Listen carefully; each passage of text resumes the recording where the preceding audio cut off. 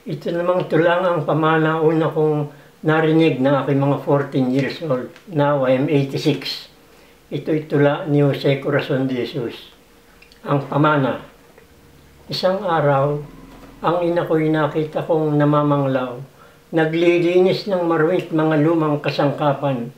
Sa pilak ng kanyang buhok na hibla ng katandaan, nabakas ko ang maraming taon ng kahirapan. Sa guhit ng kanyang pisnging lumalalim araw-araw, napansin kong ang ina ko'y tila man din nalulumbay.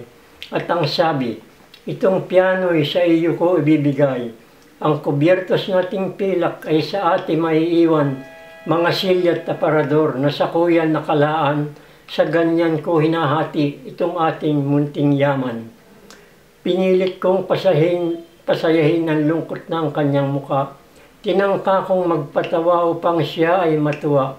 Subalit sa aking matay may namuong mga luha na hindi ko napigilan at hindi ko nasansala. Naisip kong ang ina kong kawawa, tila kami iiwan at may yari ng huling nasa. At sa halip na magalak sa pamanang mapapala, sa puso ko'y dumalaw ang malungkot na gunita. Napaiyak akong tila isang kawawang bata at niyakap ko ang ina ko at sa kanya'y winika. Ang ibig ko sana ay ikay aking pasayahin at huwag ko nang makita pang ikay nalulungkot man din.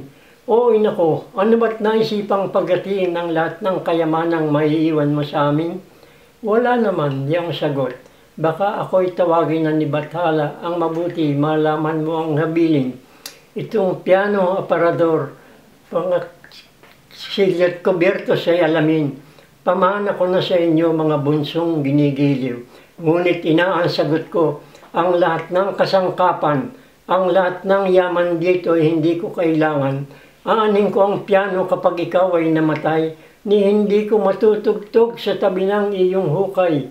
Ang ibig ko'y ikaw ina, hinihiling ko sa Diyos na ang pamana ko'y ikaw, at mabuhay ka na lamang, ililimos ko sa iba ang lahat ng ating yaman.